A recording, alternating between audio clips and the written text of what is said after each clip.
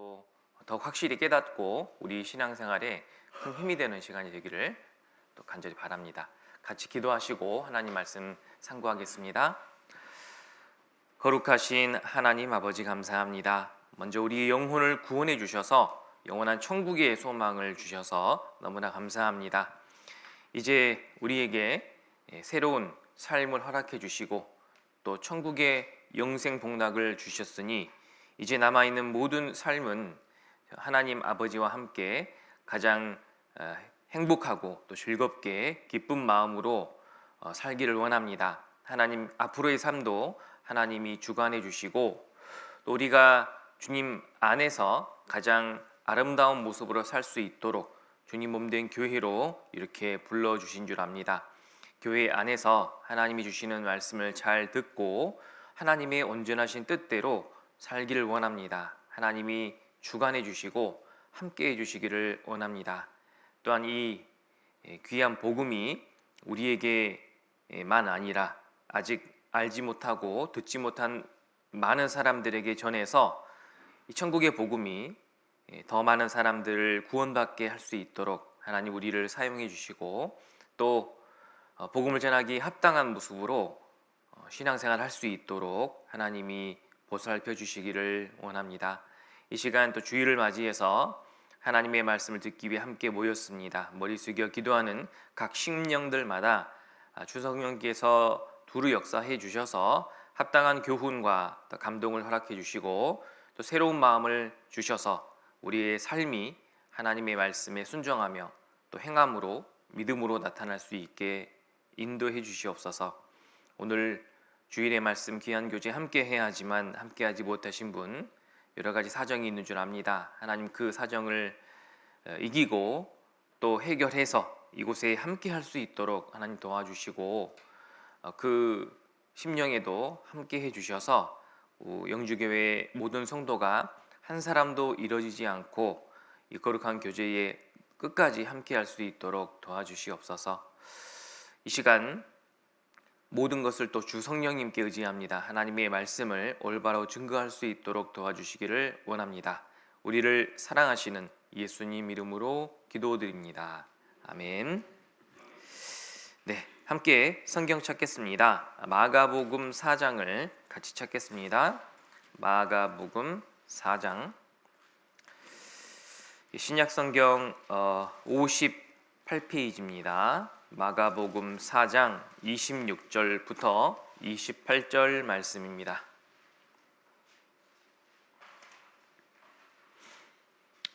마가복음 4장 26절로 28절입니다.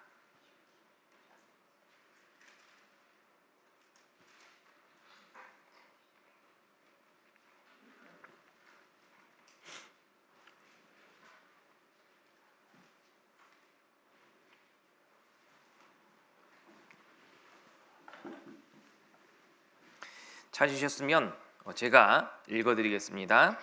또 가라사대 하나님의 나라는 사람이 씨를 땅에 뿌림과 같으니 저가 밤낮 자고 깨고 하는 중에 씨가 나서 자라되 그 어떻게 된 것을 알지 못하느니라.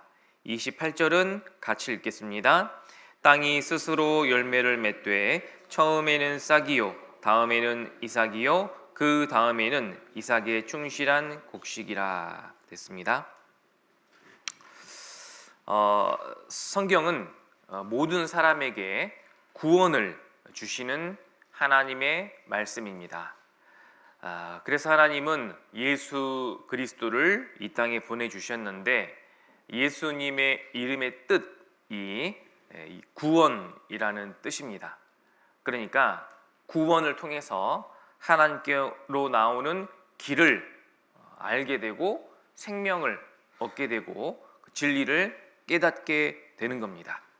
그래서 우리는 한 주간 하나님의 말씀 성경을 통해서 예수님이 나를 위해서 해주신 그 일, 복음의 말씀, 즉 예수님의 피와 죽으심으로 내 모든 죄를 영원히 용서받고 그 사실을 믿음으로 구원받고요 천국 가게 되었습니다.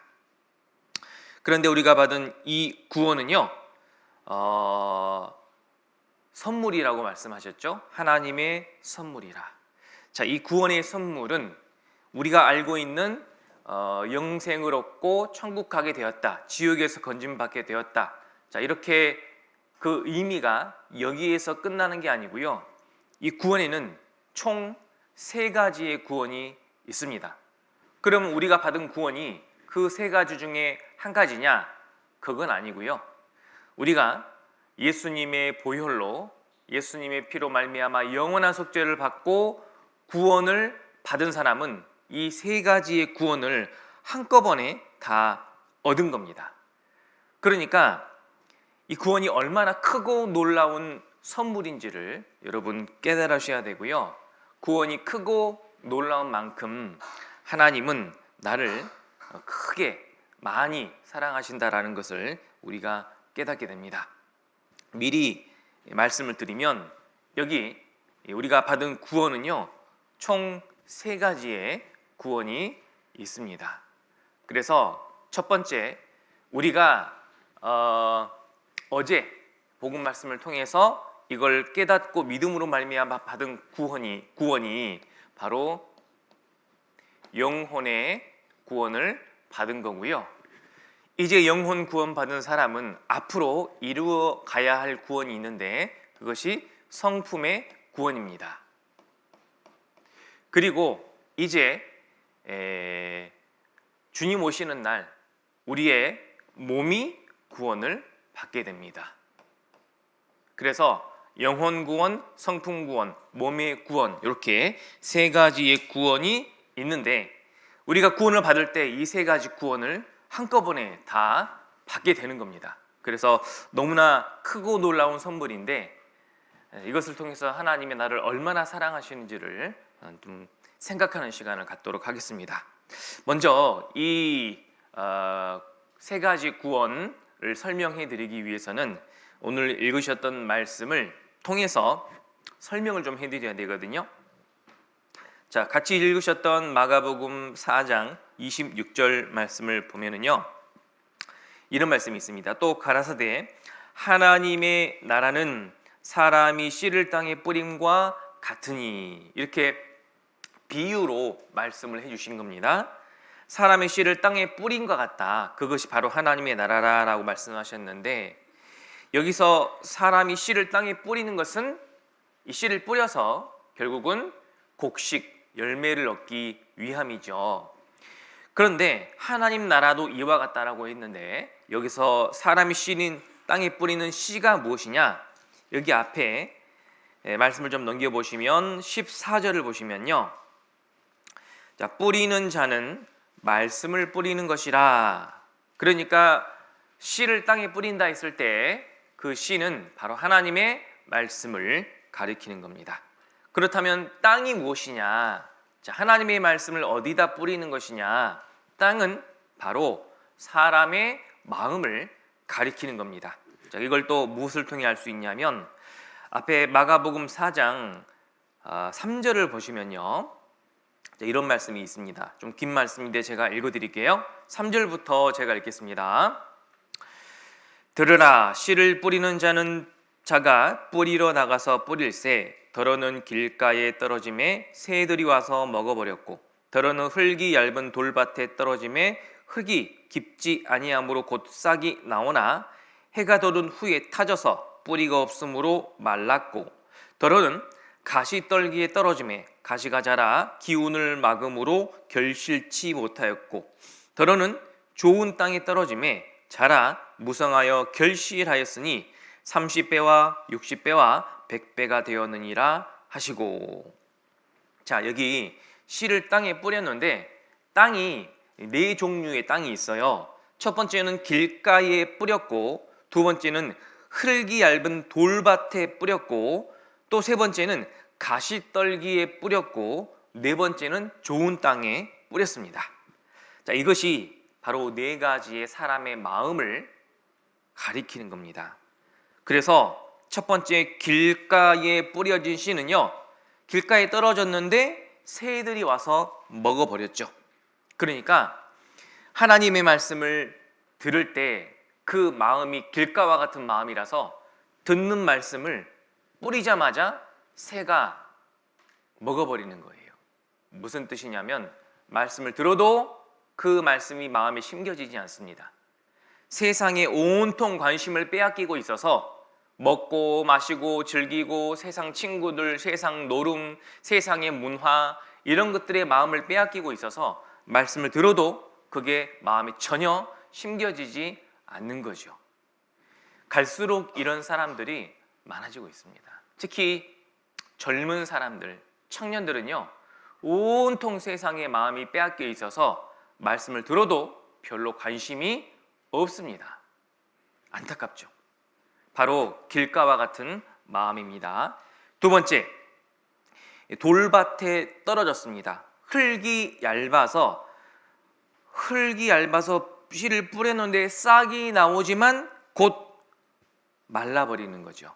왜? 돌이 너무 많아서, 흙이 얕아서 이게 이제 자랄 수가 없는 거예요. 싹이 나오지만 말랐습니다. 이것은 생명이 탄생한 게 아니고 탄생할 뻔했는데 사라진 거예요. 그러면 이 돌밭의 돌이 뭐냐?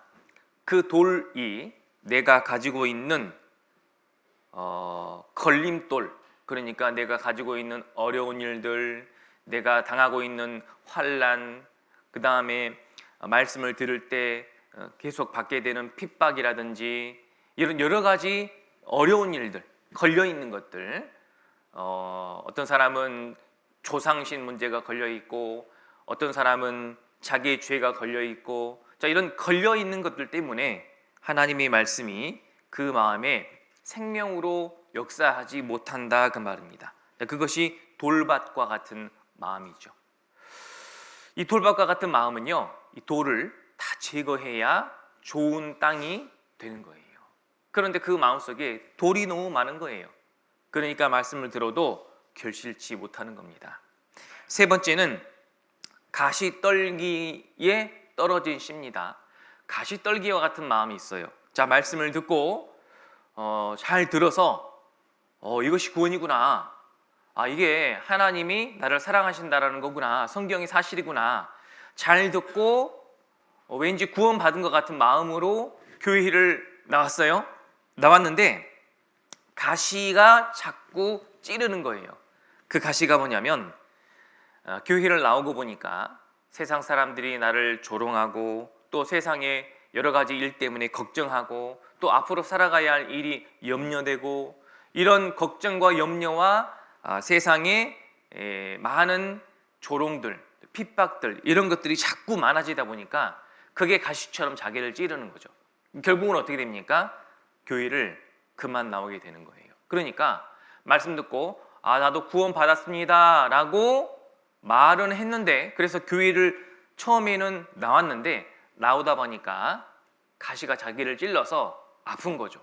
힘든 거예요. 그러니까 한 2, 3주 나오다가 이제는 안 나오게 되는 거죠.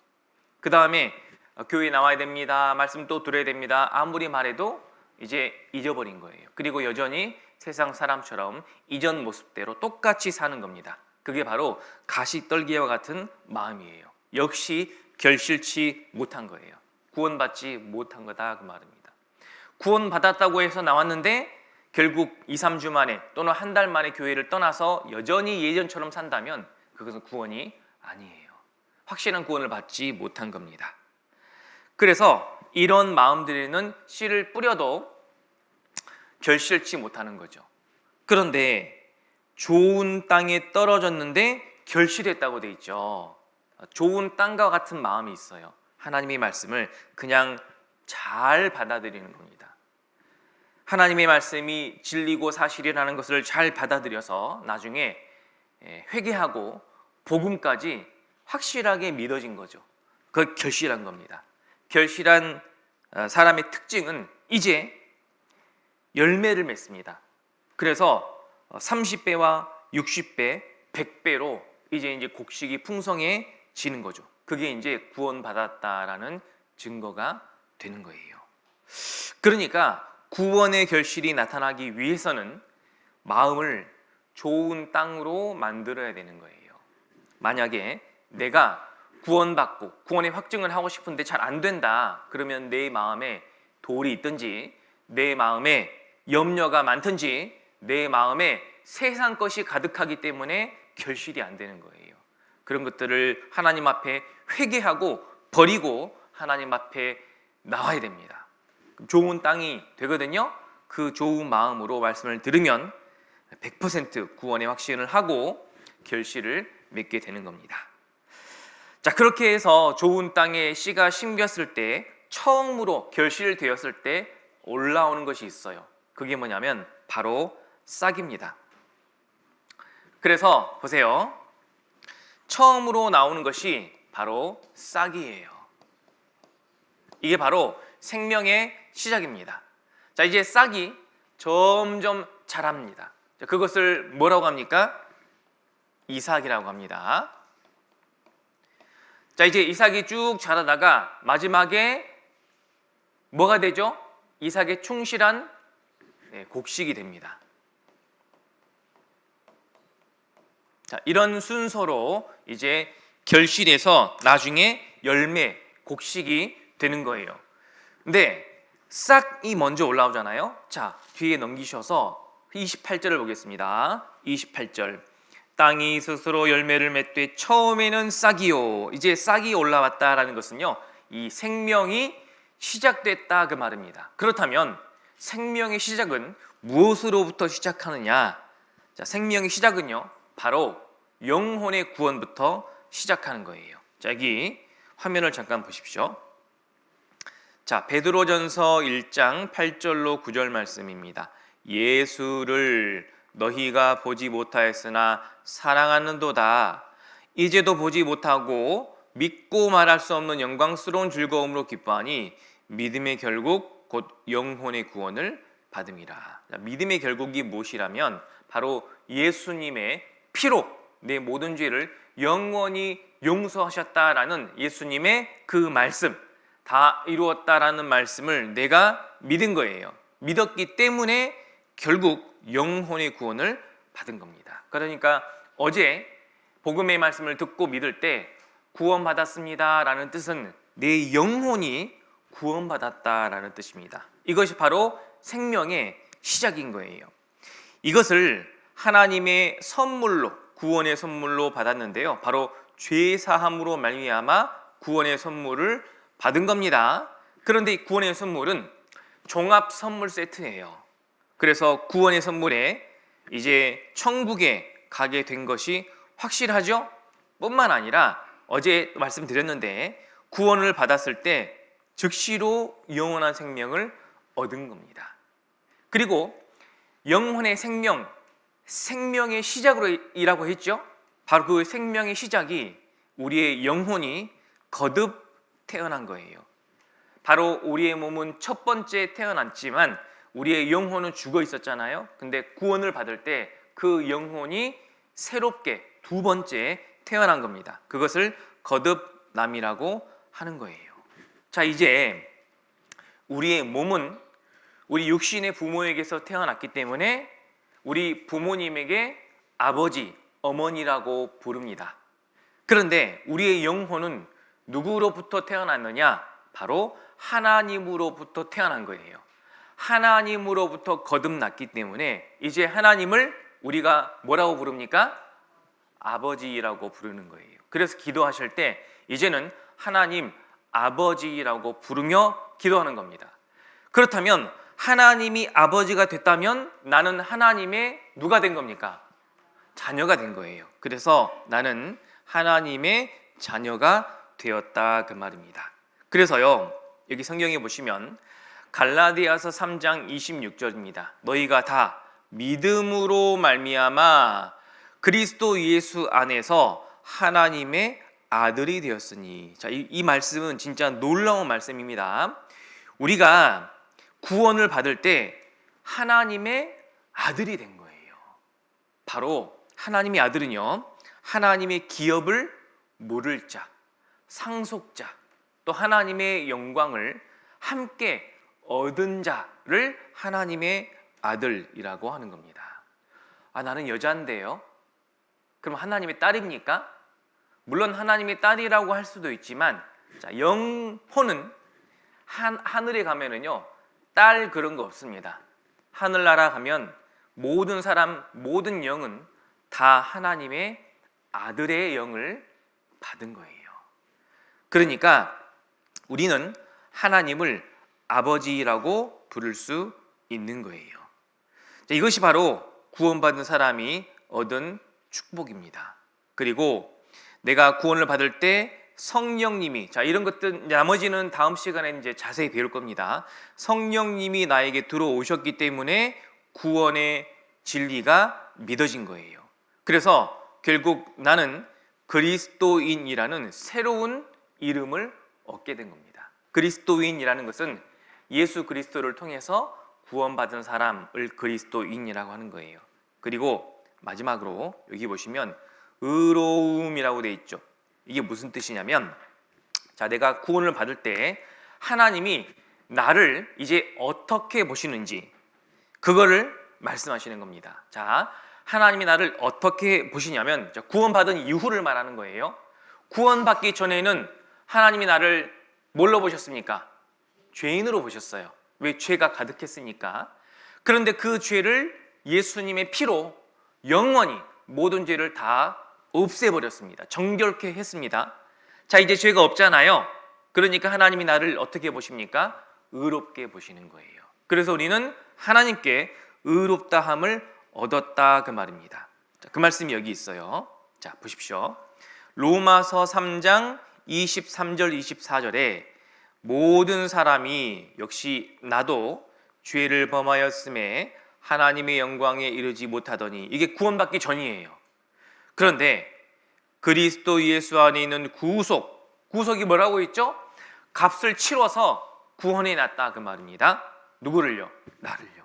그래서 그리스도 예수 안에 있는 구속으로 말미암아 하나님의 은혜로 값없이 공짜로 선물로 뭘 얻은 자라고 되어 있습니까? 의롭다 하심을 얻은 자 되었느니라. 하나님은요 이제 영혼의 구원을 받은 사람을 이제 어떻게 보시냐면 의롭다라고 보십니다. 의롭다라는 게 얼마나 큰 의미냐면요, 여러분, 죄 용서 받은 사람이 아니고 처음부터 죄가 없었던 사람, 그것이 의롭다함을 받은 겁니다. 그러니까 의인이라고 하는 것은 죄가 하나도 없는 사람을 가리키잖아요. 그러니까 하나님은 나를 지금 어떻게 보고 있냐면 죄가 하나도 없는 사람으로 보시는 거예요. 그게 바로 의롭다함 받은 거고요. 그래서 영혼 구원 받은 사람은요, 하나님이 칭해 주십니다. 뭐라고? 의롭다. 그래서 영혼 구원 받은 사람은 칭의를 얻은 거예요. 하나님이 나를 의롭게 해주신다. 죄가 하나도 없는 사람처럼 보니까 천국에 당연히 들어가는 거예요. 그래서 칭의를 영어로는 justification이라고 하거든요. 이 사람이 의롭다라고 확인하는 겁니다. 그러니까 영혼 구원 받은 사람은 이미 의롭게 되었어요. 앞으로 의롭게 될 것이 아닙니다. 영혼 구원을 받았고 거듭났고 영생을 얻었고 하나님의 아들이 되었고 이미 과거에 완료가 된 것이다 그 말이에요. 그러니까 영혼 구원은 받은 겁니다. 앞으로 받는 것이 아닌 거예요. 영혼 구원을 받았고 생명이 시작된 거예요. 그게 바로 싹 생명의 시작입니다. 그러고 나서 이제 싹이 생겨서 생명이 시작됐고 영혼의 구원을 받았다면, 이제 두 번째로 우리가 받는 구원이 바로 뭡니까? 성품 구원이에요. 성품 구원. 성품 구원이 무슨 뜻이냐 보십시오. 빌립보서 2장 12절에 보시면은요, 그러므로 나의 사랑하는 자들아, 너희가 나 있을 때뿐 아니라 더욱 지금 나 없을 때에도 항상 복종하여 두렵고 떨림으로 너희 구원을 이루라. 빌립보서 2장 12절에는 너희 구원을 이루라라고 말씀하셨죠. 우리는 영혼 구원을 이미 받았는데 앞으로 또 이루어야 할 구원이 있다라고 말씀하시죠. 이것을 오해하면 안 됩니다. 자, 항상 복종하여 두렵고 떨림으로 영혼의 구원을 이루라 그 말이 아니에요. 자, 항상 복종하고 두렵고 떨림으로 너희 구원을 이루라 그 말은 그러면 영혼 구원을 내가 열심히 복종하고 노력해서 이룰 수 있다는 말인가? 여기서 이제 오해가 생기는 거예요. 그 말이 아닌 겁니다. 영혼 구원은 내가 노력해서 되는 것이 맞습니까? 틀립니까? 영혼 구원은 내가 노력해서 되는 거예요? 어제 말씀드렸죠? 영혼 구원은 하나님 몇 퍼센트? 몇 퍼센트? 예수님 피 몇 퍼센트? 그럼 나는 몇 퍼센트? 나는 몇 퍼센트? 그리고 0%예요. 나를 자꾸 0.1%라도 더 하면 안 돼요. 그러면 큰일 납니다. 영혼 구원은 예수님 피 100%예요. 영혼 구원은 내가 이룰 수 있는 것이 아닙니다. 그렇다면 아까 성경 말씀 빌립보서 2장 12절에서 너희 구원을 이루라라고 말씀하셨잖아요. 여기서 이루어야 한 구원이 있습니다.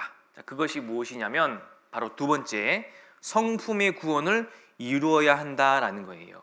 자, 성품을 구원을 이루어야 한다라는 게 무슨 뜻이냐? 자, 보십시오. 우리는 하나님의 자녀가 됐습니다. 하나님의 아들이 됐습니다. 전에는 하나님의 아들이 아니었어요. 죄인이었어요. 그러니까 죄인처럼 살았죠. 이제 하나님의 아들로 거듭났습니다. 하나님의 아들의 신분이 된 거예요. 그렇다면 이제 어떻게 살아야 되느냐? 하나님의 아들답게 살아야 돼요.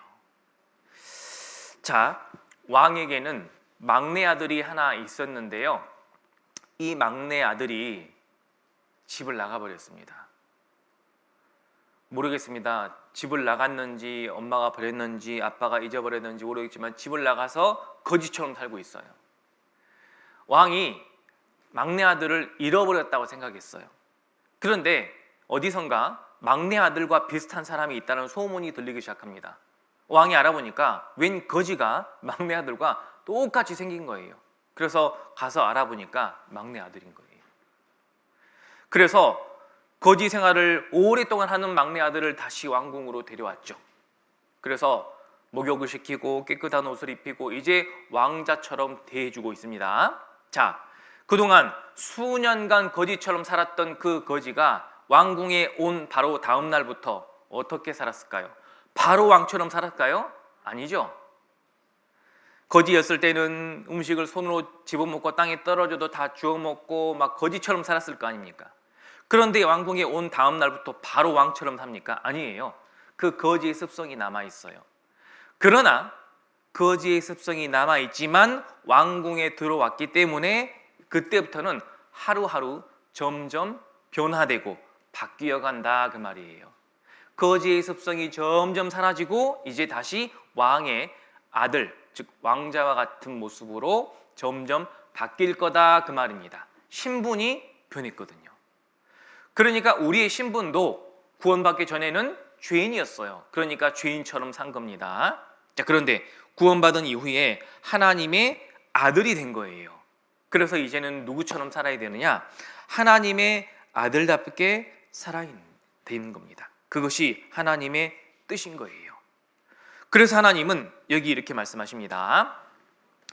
너희가 순종하는 자식처럼 이전 알지 못할 때 줬던 너희 사역을 본삼지 말고, 이전 알지 못할 때 너희 사역을 위해 살았잖아요. 그게 바로 이제 구원받기 전에 내 마음대로 내 하고 싶은 대로 살았다 그 말입니다. 그런데 이제는 오직 너희를 부르신 거룩한 자처럼 너희도 모든 행실에 거룩한 자가 되라. 16절 말씀 같이 읽겠습니다. 기록하였으되 내가 거룩하니 너희도 거룩할지어다 하셨느니라. 하나님은 이전에 하나님을 모를 때 사욕대로 자기 마음대로 자기 하고 싶은 대로 살았다면 이제는 우리를 하나님의 아들로 구원받게 해주셔서 이 교회로 부르셨어요. 그러면서 우리에게 뭐라고 말씀하시냐면 하나님이 내가 거룩하니, 하나님은 거룩하신 분입니다. 죄가 하나도 없으신 분이고 하나님은 완전한 사랑을 가지고 계신 분이죠. 그렇게 하나님은 거룩하니까 우리에게도 너희도 거룩할지어다 라고 말씀하십니다. 무슨 뜻이냐면 하나님의 아들이 됐다면 아들답게 살아야 된다. 하나님이 거룩하니까 아들도 거룩하게 살아야 된다, 그 말이에요. 자, 자식은 부모의 무엇을 보고 배울까요? 자식은 부모의 거울이다. 누가 말씀하셨는데, 자식은 부모의 말과 행동과 생각하는 것을 보고 듣고 느끼고 그대로 배웁니다. 그러니까 자식은 부모를 닮아가게 돼 있어요. 그렇다면 우리도 하나님의 아들이 되었다면 누구를 닮아가야 될까요? 그렇죠. 하나님을 닮아가야 되는 거예요. 하나님이 거룩하시기 때문에 우리도 이제 거룩하게 되어야 됩니다. 거룩하게 되어야 된다. 그것을 이제 성경에서 신학 용어로 뭐라고 하냐면 거룩하게 되어야 된다. 성화라고 하는 거예요. 거룩하게 되는 것. 만약에 우리가 구원을 받았는데 거룩하게 되려고 노력하지 않으면 어떻게 되느냐? 자, 예전 모습 그대로 살아가게 됩니다. 자, 예전 모습은 누구를 닮은 모습인지 아세요? 예전 모습은 안타깝게도 타락한 천사 있잖아요. 그 사탄 마귀를 닮은 모습이에요. 사탄 마귀가 제일 잘하는 말이 거짓말이거든요. 여러분, 사람이 하루에 거짓말 몇 번 하는지 아세요? 예? 100번도 더 한대요.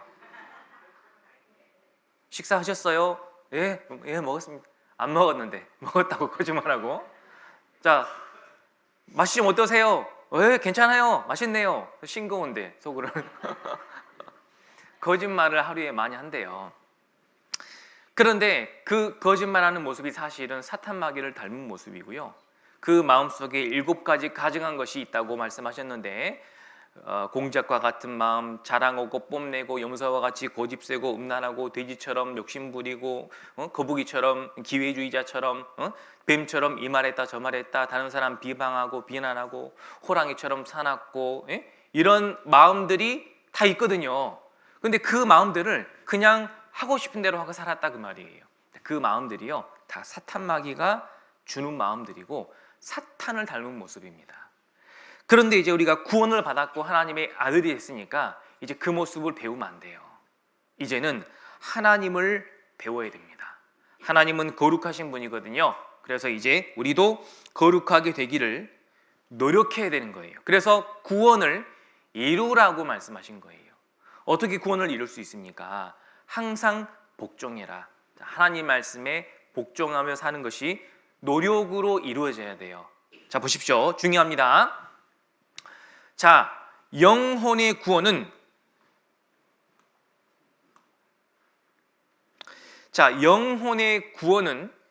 나의 노력으로 하는 것이 아니에요. 이것은 하나님이 100% 다 해줘야 됩니다. 이제 성품의 구원은 거룩하게 되어야 되니까 내가 이루어 가야 되는 거예요. 그래서 성품의 구원을 이루기 위해서는 나의 노력이 필요한데, 자, 성품의 구원을 이루기 위해서는 내 노력이 몇 퍼센트 필요할까요? 몇 퍼센트? 어떤 분들은 50%라고 하시는데, 내가 한 50% 하고 하나님이 한 50% 해주시면 잘 이루어질 것 같습니다. 아니에요. 내가 몇 퍼센트? 100%. 그리고 하나님이 도와주셔야 돼요. 그러니까 이 세상에서 있잖아요, 구원받는 사람이 하나님의 아들답게 살려면 하나님의 도우심 없이는 절대 안 됩니다. 왜냐하면 사탄 마귀는요, 우리가 구원받지 못하게 방해하거든요. 그런데요, 구원받은 사람에게도 하나님처럼 못 살게 방해하는 거예요. 왠지 아세요? 내가 하나님의 아들답게 거룩하게 살려고 노력하잖아요. 그러면 그 사람을 통해서 또 다른 생명이 태어날 수 있어요. 열매가 자라가는 겁니다. 다른 사람에게로. 그런데 만약에 내가 구원받은 사람답게 못 살잖아요. 그러면 나를 통해서 어떤 열매도 나타나지 않아요. 또 다른 생명이 태어나지 않는다, 그 말입니다. 하나님은 나의 신앙 생활을 통해서 다른 사람의 생명도 태어나게 하시는 거예요. 그런데 사탄 마귀는 그걸 방해하는 겁니다. 내가 못 살면 이제 더 이상 생명이 태어나지 않거든요. 그래서 사탄 마귀는요, 내가 못 살기를 바라는 거예요. 근데 하나님은 우리가 잘 살기를 바라는 겁니다. 우리가 성화, 하나님 보시기에 거룩한 모습으로 살기를 원하시는 거예요. 그래서 그렇게 살기 위해서 복종, 항상 복종, 하나님의 말씀에 순종하며 사는 거고, 두렵고 떨림, 무엇을 두려워하는 거냐면 지옥 갈까 봐 두려운 게 아니에요. 우리는 이미 구원받은 사람은 지옥 안 갑니다. 지옥을 두려워하는 게 아니라 혹시 하나님께 쓰임받지 못할까 봐, 혹시 내가 사단에게 쓰임을 받을까 봐, 혹시 나를 통해서 어떤 열매도 나타나지 않을 것을 두렵고 떨리는 마음으로 순종하고 생활의 구원, 성품의 구원을 이루어가야 한다라는 말씀을 하시는 겁니다. 그러면 잘 자라고 잘 성장하는 게 필요하거든요. 그것이 바로 생활 구원을 이루는 거예요. 아가가 태어났습니다. 갓난 아기가 태어났는데 이 아기가 잘 안 자라요. 항상 그대로요. 그럼 뭔가 문제가 있는 거잖아요. 때가 되면 막 쑥쑥 커야 되는데 안 크고 그대로예요. 뭔가 문제가 있는 거죠. 구원받은 사람이 점점 자라야 되는데 그대로예요. 문제가 있는 거예요. 그래서 구원받는 사람은 점점 성장하고 자라가는 게 맞는 겁니다. 그래서 하나님은 구원받은 사람이 쑥쑥 자라고 무럭무럭 성장하면서 생활의 구원을 이루어갈 수 있도록 도움을 주시는데, 무엇을 통해서 도움을 주시냐면, 갓난 아기가 잘 자라고 또 병 안 걸리고 면역력도 강하게 이렇게 자라려면 반드시 먹어야 될 게 있습니다. 갓난 아기가 반드시 먹어야 될 것, 그게 뭘까요? 뭡니까? 엄마의 젖, 모유. 그래서 갓 태어나면 반드시 초유가 나오거든요. 그 초유를 꼭 먹어야 된다고 하잖아요. 그 초유와 함께 계속해서 모유, 엄마의 젖을 먹어야 이 아이는 건강하게 무럭무럭 잘 자랄 수가 있는 거예요. 마찬가지입니다. 구원받은 하나님의 아들, 이제 갓 태어난 거예요. 그렇다면 갓 태어난 구원받은 사람이 먹어야 할 것, 그것이 바로 초유를 비롯해서 하나님이 주시는 신령한 순전한 젖을 먹어야 됩니다. 저기 성경 한번 찾아볼까요? 베드로전서 2장입니다.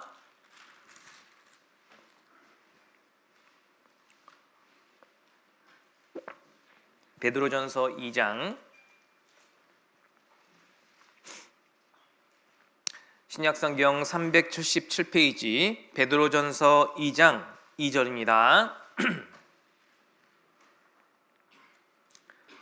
베드로전서 2장 2절 말씀 찾으셨으면 같이 읽겠습니다. 갓난 아이들같이 순전하고 신령한 젖을 사모하라. 이는 이로 말미암아 너희로 구원에 이르도록 자라게 하려 함이라. 자, 여기 구원에 이르도록 자라게 한다. 그러니까 여기서 말씀하시는 구원은 영혼 구원이 아니라는 걸 알 수 있죠. 자라야 하는 구원, 바로 성품 구원, 다른 말로 생활의 구원을 말하는 겁니다. 그런데 이 성경 생활의 구원을, 성품의 구원을 이루기 위해서 자랄 수 있도록 하나님이 제공해 주시는 것이 있는데, 그것이 바로 순전하고 신령한 젖입니다. 우리는 이것을 사모하라 그 말이에요. 그래서요, 갓난아이는 태어나자마자 입으로 뭘 찾죠? 찾아요. 뭘 찾아? 뭘 찾습니까? 엄마 젖을 찾아요. 또 배고파도 엄마 젖을 찾고, 그걸 사모한다라고 하는 거예요. 자, 우리도 마찬가지입니다. 우리가 구원을 딱 받고 나면, 영혼 구원을 받고 나면 이제 읽고 싶은 것이 있어요. 먹고 싶은 것이 있습니다. 자, 여러분 구원 받고 나서 바로 무엇이 먹고 싶든가요? 예? 술? 담배? 이런 것들이 먹고 싶으면 큰일 난 겁니다. 구원을 딱 받고 나면은요, 놀랍게도 성경이 읽어지는 거예요. 성경이 섭취가 된다 그 말입니다. 저도 교회를 어린 시절부터 다녔기 때문에 성경은 많이 접해봤죠. 그런데 구원받기 전에는 성경을 읽어도 무슨 뜻인지 잘 모릅니다, 솔직히. 그리고 지루하고 재미없어요. 도대체 이게 무슨 말인가? 그런데요, 구원을 딱 받고 나서 제가 처음으로 읽었던 성경 제가 기억하기로 요한복음이거든요. 여러분, 요한복음이 쉬운 성경은 아닙니다. 그런데 요한복음을 쭉 읽어 나가는데 이게 무슨 뜻인지 이해가 되는 거예요. 야, 이게 맛이 느껴지는 거죠. 자, 구원받은 사람은 하나님이 순전하고 신령한 젖을 주는데 그걸 사모해야 됩니다. 성경을 읽어야 돼요. 성경을 배워야 됩니다. 성경을 잘 들어봐야 되는데, 자, 그 성경을 듣고 읽고 배우다 보면은 그 성경이 맛있어요. 성경이 입맛에 꼭 맞습니다. 그게 구원받은 사람의 특징이에요. 그래서 그 성경을 계속 배우고 싶고 계속 듣고 싶고 계속 읽고 싶은 거예요. 그걸 사모한다라고 하는 겁니다. 순전하고 신령한 젖은 바로 하나님의 말씀을 가리키는 거예요. 그래서 하나님의 말씀을 잘 공급받아야 돼요. 하나님은 교회를 통해서요, 이 말씀을 계속 공급해 주실 겁니다. 주일에도 공급해 주시고, 수요일 날은 저녁에 또 말씀이 있거든요. 수요일 저녁에도 공급해 주시고, 또 여러 가지 모임과 교제들이 있거든요. 그 교제 할 때마다 말씀을 공급해 주시는 거죠. 우리는 그 말씀을 잘 듣고 그 말씀을 내 몸에 잘 섭취해야 되는 거예요. 엄마의 초유와 모유에는요, 이 갓난아이가 자라는 데 필요한 모든 영양분이 골고루 다 갖춰져 있는 것처럼 하나님의 말씀에는요, 내가 성품 구원을 이룰 수 있도록, 내가 신앙생활을 잘할 수 있도록 필요한 모든 것이 그 말씀에 다 갖춰져 있는 겁니다. 그리고 갓난아기가 엄마 젖을 먹을 때 엄마 젖을 그 엄마 품에 안겨서 엄마의 가슴을 얼굴에 맞대고 엄마의 심장을 가장 가까이에서 두고 엄마 젖을 먹게 됩니다. 자, 아이는 그때 가장 편안함, 가장 안전함을 느끼게 되겠죠? 자, 우리도 하나님의 말씀을 듣고 배울 때 어디에서 하나님의 말씀을 먹어야 가장 편안하고 가장 안전함을 느끼느냐? 바로 엄마 품입니다. 여러분, 엄마 품이 어디냐면 우리를 낳아주신 분이 누굽니까? 하나님이잖아요. 하나님의 품 안에서 하나님의 말씀을 먹을 때 그때 마음의 가장 편안함과 가장 안전함을 느끼는 거예요. 자, 그 하나님의 품이 어딜까요? 그 하나님의 품이 어디입니까? 나이트클럽입니까?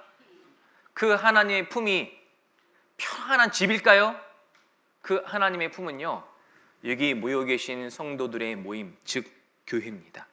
교회가 하나님의 품이에요. 그래서 아이는요, 엄마의 젖을 먹으면서 엄마의 체온을 느끼고 엄마의 심장 가장 가까이에 안겨서 초유를 먹으면서, 아, 이분이 내 엄마인데 나를 사랑하시는구나, 그걸 느낍니다. 그래서 아빠한테는 사랑을 많이 안 느끼는데 엄마한테는 많이 느끼는가 봐요. 맞죠? 아이들 유치원 때 막 편지 같은 거 그런 거 쓰면은요, 뭐 엄마 사랑해요는 많이 쓰는데 아빠 사랑해요는 많이 안 쓰더라고. 그러니까. 엄마 품에 안겨서 엄마 젖을 먹고 엄마의 사랑을 자기도 모르게 느끼는 거죠. 그런 것처럼 우리는 하나님의 품 안에서 하나님의 말씀을 먹을 때, 아, 하나님이 나를 사랑하시는구나. 여러분, 그걸 많이 느끼셔야 됩니다. 저는 구원 받았을 때 그걸 진짜 많이 느꼈어요. 물론 형제 자매님들이 인사 잘해주고 청년이라고 막 돌봐주고 이렇게 챙겨주고 하는 게 너무 고마웠는데, 저는 그것도 정말 감사했지만 하나님이 나를 사랑해 주신다라는 게 그게 진짜 느껴졌어요. 그러니까 항상 하나님 생각만 했습니다. 제가 26살에 구원을 받았는데 그때 대학교를 잠깐 쉬고 있었거든요. 그러면서 이런 일 저런 일, 뭐 심한 일, 힘든 일, 어려운 일 하면서 살았는데 힘들었어요. 그런데 하나님 나를 사랑하신다라는 그 마음이 항상 있어가지고 항상 하나님 생각만 했습니다. 아침에 눈 뜨면 하나님 생각하고, 나 구원해 주신 거 생각하고, 일하러 가서도 힘드니까 계속 하나님 생각하면서 일하고, 퇴근할 때도 하나님 생각하면서 이제 형제 자매 만나 교제하고 교회 가고 생각하면 또 기쁘고, 잠들 때도 하나님께 나를 구원해 주신 거 정말 감사하다고 하나님 생각하면서 하루 종일 하나님 생각만 했어요. 왜? 하나님이 나를 사랑하시는 것을 느꼈기 때문에.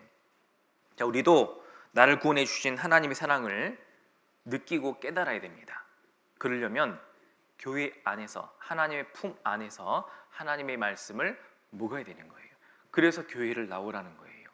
성경 제가 찾아왔습니다. 시간 관계상 에베소서 3장 18절 19절에 능히 모든 성도와 함께 지식에 넘치는 그리스도의 사랑을 하라. 그 넓이와 길이와 높이와 깊이가 어떠함을 깨달아 하나님의 모든 충만하신 것으로 너희에게 충만하게 하시기를 구하노라. 하나님의 모든 충만하신 것, 하나님은 사랑이 충만하신 분이에요. 그래서 넘치는 그리스도의 사랑, 그것이 바로 하나님의 사랑이거든요. 하나님의 사랑이 그리스도를 통해서 나타났으니까.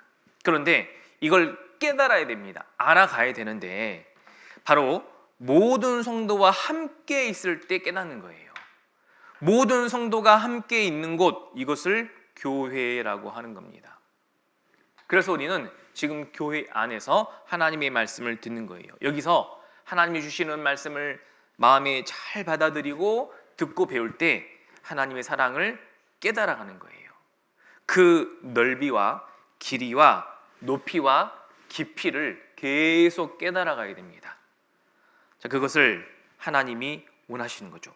이렇게 교회 안에서 하나님의 말씀을 잘 공급받고 교제 가운데 잘 거하며 살아가면은요, 하나님 우리가 잘 자랄 수 있도록 도와주십니다. 그러니까 생활 성품 구원은 내가 100%, 또 하나님이 100% 하나님이 도와주신다 그 말이에요. 자, 그렇게 했을 때 이제 하나님이 생활 구원, 성품 구원을 이루어 가시는 이유가 그 사람의 생활 구원을 통해서 또 다른 사람의 영혼 구원을 이룰 수가 있는 거예요. 내가 전도하고 싶은 사람이 있다. 그러면 전도하고 싶은 사람을 전도해야 되잖아요. 그 사람이 구원받았으면 좋겠다라고 생각하시죠? 그런데 그 사람을 전도하기 위해서는 나의 성품 구원, 생활 구원이 중요한 거예요. 내 생활의 구원이 잘 이루어지고 있지 않은데 다른 사람의 영혼 구원이 이루어질 리가 없습니다. 내 생활의 구원이 중요한 거예요. 그것을 이루려면 내가 교회에 잘 붙어 있어야 되고 교회를 통해 공급하시는 하나님의 말씀을 잘 받아 먹어야 되는 거예요. 그래서 구원받은 사람은 교회에서 형제 자매와 함께 모이기를 힘써야 되고 또 말씀 듣는 것을 사모해야 돼요. 말씀 듣기를 사모해야 됩니다. 아마 이 가운데는 오늘 주일 말씀을 위해서 차를 타고 40분 또는 50분 더 넘어서 오신 분들이 있을 겁니다. 여러분, 오늘 교회 왜 왔냐면 교회에 와서 형제자매들 얼굴 보고 눈도장 찍으려고 온 게 아니에요. 하나님 저 왔다 갔습니다. 도장 찍으려고 온 게 아닙니다. 바로 하나님의 말씀을 듣기 위해서 온 거예요. 여러분, 그걸 위해서 오셔야 돼요. 예전에 우리 대한예수계 친내외 전국의 모든 교회가 그렇게 많지 않을 때, 지금은 220개 이상이 되거든요. 예전에 한 100개 정도만 됐을 때에는 근처에 교회가 없는 데가 많았어요. 그래서 말씀을 구원받고 말씀을 들으러 가야 되는데 교회까지 가려면 막 1시간도 가야 되고 1시간 반도 가야 되고 어디는 막 2시간 동안 가는 데도 있어요. 주일날 아침에. 그러면 말씀을 들으러 갑니다. 그런데 그 말씀이 너무 좋은 거예요. 예전에는 지금처럼 유튜브 뭐 이런 거 잘 발달이 안 됐기 때문에 말씀 하나 듣기가 그렇게 어려웠습니다. 그래서 좋은 말씀이 있다고 하잖아요. 그럼 그 말씀 듣기 위해서 진짜 2시간 걸려 갔어요.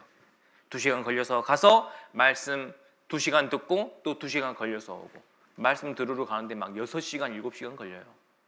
그래도 들어갔습니다. 왜? 그 말씀이 너무 좋았기 때문에. 그리고 지금은 뭐 MP3, 뭐 휴대폰 이런 것이 없었기 때문에 그때의 말씀을요, 그 카세트 테이프 있잖아요. 녹음기로 녹음을 해가지고 그 말씀을 이제 카세트 테이프를 가지고 삽니다. 그럼 한 번 들은 말씀이 너무 좋으니까 그 말씀을 집에서 카세트로 또 듣고 또 듣고 또 듣습니다. 듣다 보면 너무 좋잖아요. 그럼 카세트 테이프를 또 옆에 형제자매 빌려줘요. 저도 그 카세트 테이프 빌려서 많이 들어봤거든요. 빌려서 또 듣습니다. 그 사람 너무 좋으니까 또 여러 번 들어요. 그러다가 또 다른 사람 주고 또 다른 사람 주고 그러다 보면은 이 또 테이프가 늘어져 가지고 못 쓰게 되고, 그러게 바로 말씀을 사모하는 거예요. 그래서 그렇게 말씀을 사모하고 살다 보니까 하나님이 필요한 모든 영양분을 공급해 주시는 거죠. 그래서 무럭무럭 잘 자라게 되는 겁니다. 말씀을 사모해야 되는 거예요. 그리고 모이기에 힘쓰셔야 됩니다. 그것만 잘 하시면 아마 생활 구원을 잘 이룰 수 있을 겁니다. 사탄 마귀는 방해할 거예요. 죄를 짓게 만들고 육신의 정욕을 따라 살게 만들고 자꾸 세상의 유혹거리를 많이 줘가지고 방해할 겁니다. 근데 그 사탄 마귀의 방해를 이기고 내가 잘 성장하기 위해서는요, 이 교회에 딱 안전하게 거하시고 거기에서 주시는 하나님의 말씀을 잘 받아 드셔야 됩니다. 그러면 생활의 구원을 잘 이루어갈 수 있고, 그리고 그걸 통해서 또 다른 사람의 구원이 이루어지는 거예요. 초대교회 때부터 그래서 그것에 힘썼던 겁니다. 어떻게 해서 전도하는 사람의 구원받은 숫자가 늘어나느냐? 막 전도를 힘있게 한다, 그것도 중요하지만 내 신앙생활, 생활 성품 구원이 이루어지지 않으면 그 전도도 잘 안 됩니다. 예를 들어서 성품 구원이라고 했으니까, 자, 내가 무럭무럭 자라서 하나님처럼 거룩하게 된다, 그 말은 하나님의 성품을 닮아간다는 거예요. 하나님은 온유하신 분이거든요. 하나님은 오래 참으시는 분이거든요. 하나님은 다툼이 없으신 분이거든요. 그런데 내 원래 성품이 욱하는 성질이 있고 말을 함부로 하고 다른 사람 기분 상관 안 하고 행동하고 그런 성품이 있었어요. 구원을 받았습니다. 그렇다면 그런 성품은 점점 사라져야 돼요. 구원을 받았는데도 불구하고 내가 누구를 전도하면서 여전히 함부로 말하고 막 기분 나쁜 소리 들으면 욱하고 때로는 욕도 하고 하면서 누구를 전도할 수 있겠습니까? 세상 사람들이 하나님의 사랑으로 구원받은 그 사람이 나를 전도할 때 그 사람이 욱하는 성질이 있고 말을 함부로 하고 때로는 욕도 하고 나한테도 가끔 함부로 하는데 그 사람 말을 듣고 하나님의 사랑을 느낄 수 있겠습니까? 절대 불가능하죠. 그런데 전에는 욱하고 전에는 함부로 말하고 그랬던 사람이 나를 전도하는데 이제는 욱 안 합니다. 혹시나 욱할까 봐 막 찔러보거든요. 막 조롱도 하고 말도 함부로 하거든요. 그래도 참습니다. 하나님의 성품으로 변하고 있는 거예요. 그러면 전도가 되는 겁니다. 하나님은 성품의 구원을 교회와 말씀을 통해 이루어 주시는 거예요. 그렇다면 나도 어떻게 하면 그렇게 변할 수 있느냐? 교회에 모이기를 힘쓰고 이 안에서 하나님의 말씀을 풍성히 공급받으셔요. 그러면서 하나님의 사랑을 계속 깨달아 가시면 됩니다. 하나님의 사랑을 깨닫는 것이 크면 클수록 나도 다른 사람을 사랑할 수가 있는 거예요. 자, 다른 사람을 사랑한다고 했을 때 나한테 잘해주는 사람만 사랑하는 것, 그건 사랑이 아닙니다. 그거는 저 죄인들도 다 하는 거예요. 그건 진짜 사랑이 아니에요. 하나님이 구원해 주실 때 하나님을 사랑하는 사람만 구원해 주셨습니까? 아니에요. 하나님을 대적하는 사람도 구원해 주셨습니다. 그게 바로 하나님의 사랑이거든요. 하나님은 모든 허물을 가려주시는 겁니다. 그게 하나님의 사랑이거든요. 그렇다면 나도 다른 사람을 사랑한다고 했을 때 나한테 잘 맞고 나한테 잘해주고 그런 사람만 사랑하는 게 과연 사랑입니까? 아니라니까요. 사랑이라고 하는 것은 나한테 못해도 나한테 별 유익이 없어도 구원받은 형제 자매라면 당연히 살아가는 거예요. 사랑하는 거예요. 혹시 오해 때문에 나한테 말을 함부로 했을지라도 당시에는 마음이 아프겠죠. 그 당시에 사랑이 안 된다면 일단 기도하고 집에 가세요. 그리고 기도해 보십시오. 하나님, 내가 이 사람을 사랑해야 됩니까? 미워해야 됩니까? 그럼 하나님이 뭐라고 답해 주실까요? 사랑하거라 라고 답해 주시겠죠. 그러면 기도하고 마음을 말씀으로 되새기고 하는 가운데 다시 그 형제 자매를 만나서 이해하고 오래 참고 기다려주고 온유한 마음으로 대해주는 겁니다. 그게 사랑이에요. 그런 사랑을 자꾸 하다 보면 놀랍게도 그 사람을 통해서 열매가 나타난다고요. 나는 사랑이 잘 안 돼요. 잘 안 되던데요. 아무리 하려고 해도 안 돼요. 하나님의 사랑을 그만큼 못 깨달아서 그런 거예요. 나에게 아직 말씀이 부족한 겁니다.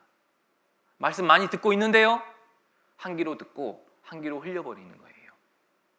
항상 복종하여 두렵고 떨림으로 항상 말씀에 순종해야 하라고 했거든요. 근데 순종하지 않는 겁니다. 그래서 사랑이 안 되는 거예요.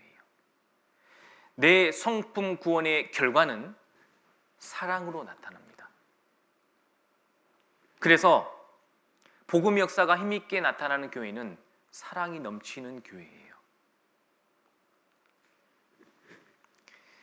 그래서요, 우리는 하나님의 말씀을 잘 듣고 잘 공급받고 교회에 모이기를 힘쓰면서 항상 순종하는 모습으로 사시면 됩니다. 하나님 말씀에. 그러면요, 하나님이 이 생활의 성품의 구원을 잘 이룰 수 있도록 도와주십니다. 그리고 구원받는 역사가 힘있게 나타나는 거예요. 여기요, 사도행전 2장 46절 47절입니다. 날마다 마음을 같이하여 하나님의 사랑으로 그 마음을 같이하고 성전에 모이기를 힘쓰고, 성전이라는 것은 하나님이 계신 곳입니다. 우리 시대에 하나님이 계신 곳이 어딜까요? 여러분, 지금 이 교회당을 성전이라고 하는 그런 사람들이 있어요. 성전, 그 잘 지어졌다, 성전이라고. 그리고 이 강대상 이 주변을 하나님의 임재 장소라고 그렇게 가르치는 사람들이 있습니다. 그 틀린 거예요. 그래서 요 강대상 올라올 때 청소는 해야 되잖아요. 신발 벗고 와야 돼요. 응? 내 발에서 실을 벗으라. 너 선 곳은 거룩한 곳이니. 그 말씀 때문에 그런지 몰라도 여기 올라올 때 신발을 벗고 올라온다니까요. 이거 거룩한 곳이라고? 여러분, 아니에요. 이 건물은 성전이 아니에요. 이 강대상은 하나님의 임재 장소가 아닙니다. 그럼 제가 하나님의 임재 장소에 올라와가지고 제가 마음대로 말씀하고 이런 겁니까? 이러니까 막 목사가 신성시되고 막 그렇게 되는 거예요. 아닙니다. 이 건물은 건물이에요. 그냥 이 강대상은 그냥 강대상일 뿐이에요. 성전이라고 하는 것은 우리의 몸이 성전입니다. 왜? 예수님이 들어오셨거든요. 성령님이 들어오셨거든요. 그래서 성령님이 계시는 곳이 성전이에요. 그럼 우리 시대의 성전, 하나님이 계시는 곳이 어디냐? 바로 교회인 거예요. 교회가 뭐냐? 이 건물이 교회가 아니에요.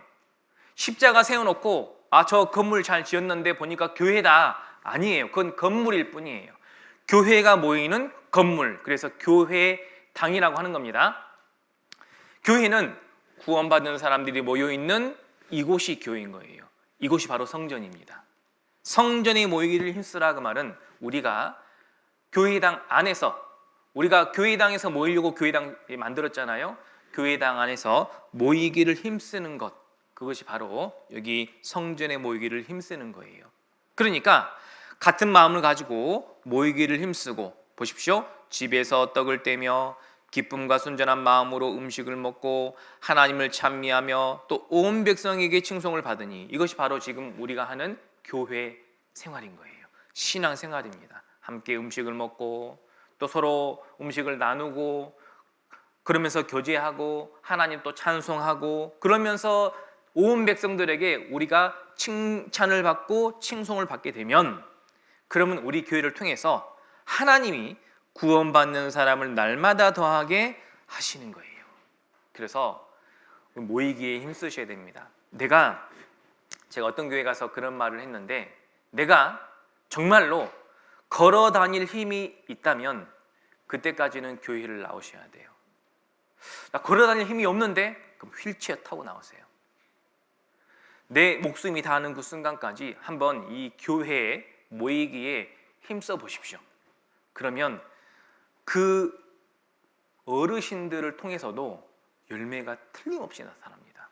하나님 말씀하셨잖아요. 날마다 마음을 같이 하고 성전에 모이기를 힘쓰고 그 가운데 신앙생활, 교회생활을 정상적으로 하면 온 백성이 우리를 칭찬할 뿐만 아니라 하나님은 구원의 역사를 날마다 더하게 하신다. 그래서 나는 몸이 약하고 아프기도 하고 걷기도 힘들고 집도 멀고 그러니까 자주 못 가. 집에서 기도할게.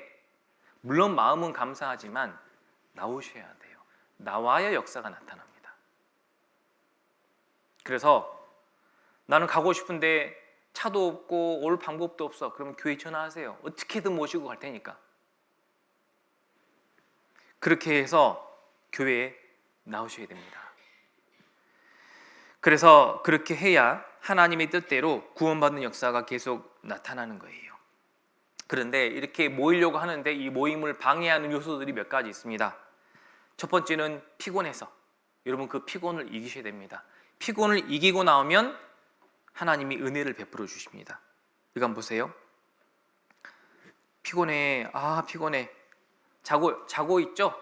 피곤해서 자고 싶어. 이 육신의 정욕을 이기고 나오시면 하나님이 그 피곤을 풀어주셔요. 하나님은 사랑하시는 자에게 잠을 주시거든요. 피곤을 이기고 오면은요, 오히려 이기고 왔기 때문에 은혜를 주시고 감동을 주신 다음에 집에 가서 잘 잘 수 있도록 도와주십니다. 피곤을 이기고 오셔야 됩니다. 또 죄를 지었어. 여러분 죄를 짓고 나면 하나님 보시기 민망해서 하나님께 죄송하고 형제자매 보기도 껄끄러우니까 죄를 짓고 나서 안 오시는 분들이 있어요. 이런 죄들 있잖아요. 술 먹고 담배 피우고 가지 말아야 할 곳 가고 이런 죄들을 짓고 나서 나는 역시 안 되는구나. 하나님 앞에 나올 면목이 없다 라고 안 나오면 안 됩니다. 죄를 짓고 나면 그래도 나오셔야 돼요. 근데 죄 지은 상태에서 아무런 거리낌 없이 나오라는 말이 아닙니다. 술 마시고 담배 피웠는데 그 상태로 오라 그 말이 아니에요. 내가 전에는 술도 마시고 담배도 피우고 가지 말아야 할 곳도 갔는데 구원받고 나서 안 가야 되는데 안 해야 되는데 어떻게 하다 보니까 실수를 했어요. 그러면 돌이키고 나와야 됩니다. 돌이키지 않고 나오는 것은 그것은 하나님의 이름을 망령되게 여기는 거예요. 자, 술 마셔도 죄 지었으니까 나오라고 했으니까 저녁에 교회에 가야 되는데 회사 사람들하고 술을 마셔버렸네요. 술 취했어. 취한 상태로 가야 됩니까? 아니요. 큰일 나요. 그러다가 하나님의 이름을 망령되게 일컫는 거예요. 돌이키고 나와야 된다 그 말입니다. 마음으로 하나님 앞에 죄송합니다. 내가 죄를 안 지어야 되는데 죄를 지었습니다. 그런데 하나님 이 죄를 내가 이길 수 있도록 버릴 수 있도록 도와주십시오. 그런 마음으로 나오시면 돼요. 돌이키라니까 내가 술 끊을 때까지는 안 나간다 그 말이 아니에요. 끊고 나오시라 그 말이 아니라 끊을 수 있는 마음을 가지고 잘못했다는 걸 인정하고 나와야 된다 그 말이에요. 저도 구원받고 나서요 술은 단번에 끊었습니다. 네? 말씀 드릴 때부터 술을 안 마시기 시작해서 그 이후로 술을 입에도 안 댔어요. 그런데 이 담배는 잘 안 끊어지더라고요. 그래서 하루 종일 교제하고 하다가 집에 들어가면 꼭 이게 생각이 나요. 이게 그래서 없는 돈에 또 담배를 사요. 사가지고 집에 또 당당하게는 못 펴요. 하나님이 보고 계시니까 어디 구석 한 구석에서 조심스럽게 막 피고 그러면서 한 대 피우고 나면은 또 후회합니다. 내가 왜 그랬을까? 그래서요 담배를 이렇게 비틀어 잘라서 버립니다. 그 다음 날 또 하나님께 죄송한 마음 가지고 또 교제 갑니다. 재밌게 교제하고 열심히 찬양하고 하고 집에 왔는데 또 생각이 나는 거예요. 또 없는 돈에 또 사요. 사가지고 또 피우는데 이걸 피우면서 담배 피우시는 분은 아실 거예요. 하루 종일 안 피다가 갑자기 피우면 막 빙글빙글 돕니다. 이렇게. 그러면서 또 죄책감이 밀려오는 거예요. 내가 왜 그랬지? 또 찢어서 버려요. 그렇게 해서 버리는 담배만 한 2보로 됩니다. 그래서 야, 이거 어떻게 해야 되냐, 끊어야 되는데 그래도 계속 나왔어요. 그러면서 하나님께 계속 기도했습니다. 하나님 제발 도와주십시오. 그래가지고 제가 담배를 4개월 만에 끊었습니다. 하나님 도와주셔요. 그리고 끊어야 됩니다. 그런데 이 죄가 있다고 해서 죄책감이 안 나오다 보면은 어떻게 될까요? 죄는 여전히 짓게 될 것이고 죄는 더 많아질 것이며 이제 죄 때문에 안 나오시는 분은 하나님과 영원히 멀어질 수도 있어요. 천국에 가는 그 날까지 완전히 세상 사람처럼 살다가 타락한 모습으로 살다가 하나님 앞에 나올 수 있는 겁니다. 그러면 얼마나 부끄럽겠습니까? 내가 너를 구원해 줬는데, 천국 갈 수 있도록 다 해줬는데 그동안 뭐하고 살았느냐? 우리는 죄가 있더라도 이 죄에 대한 마음을 돌이키고 하나님께 용서를 구하는 마음으로 하나님 앞에 나오셔야 됩니다. 그리고 일이 바빠서 못 나오신다는 분이 있어요. 일을 줄여야 됩니다. 일 많이 안 하면 먹고 사는데 지장이 있는데요. 먹고 사는 거 지장이 없도록 기도하십시오. 그래서 일 때문에 바빠서 못 나온다? 줄이셔야 돼요. 왜냐하면 사람의 일이 너무 많잖아요. 그러면 안타깝게도 하나님의 일을 생각하지 못합니다. 일이 너무 바쁘고 일에 너무 치여 살잖아요. 그러면 하나님의 일을 생각할 시간이 없어요. 그래서 사람의 일은 열심히 하는데 하나님의 일은 소홀히 하게 됩니다. 틀림없이 그렇게 돼요. 일 때문에 뭣도 빠지고 일 때문에 뭣도 못 나오고 그거 하나님 보시기에 합당치 않은 거예요. 내가 교제와 말씀 나오기 위해서 이 일을 줄여서 나와야 됩니다. 그리고 하나님의 은혜를 구해야 돼요. 내가 할 수 없는 거 하나님 도와주십시오. 나 구원받고 하나님 은혜 보답하기 위해서 하나님의 일을 위해 말씀 듣고 교제하는 게 올인할 테니까 그걸 위해서 내가 일을 줄일 테니까 하나님 도와주십시오. 기도해 보십시오. 하나님 안 도와주시겠습니까? 천지 만물을 창조하신 하나님이 그거 안 도와주시겠습니까? 도와주십니다. 그걸 깨달은 사람은 이제 일을 줄일 수 있어요. 그걸 못 깨달은 사람은 못 줄여요. 한 번도 경험한 적이 없으니까. 한번 하나님 믿고 해보십시오. 그리고 사람들 때문에 못 나오시는 분도 있어요. 뭐 옆에 있는 가족들이라든지 또 전에 사귀었던 친구들이라든지 이런 사람들 때문에 못 나오시는 분이 있는데 사도 바울께서 이런 말씀을 했습니다. 내가 지금 이 인생을 살아가는 삶이 사람의 기쁨을 구하는 것이냐? 그럼 내가 그리스도의 사람이 아니다. 내가 구원받고 이 세상을 사는데 내가 사람을 기쁘기 위해 사는 것이냐? 그건 그리스도인이 아니다. 나는 그리스도인이다. 나는 하나님을 기쁘시기 위해서 산다. 그런 마음으로 이 세상을 살아가야 됩니다. 내가 지금까지 사람의 기쁨을 구하는 것이었다면 그리스도의 종이 아니니라. 하면 나오게 해주세요.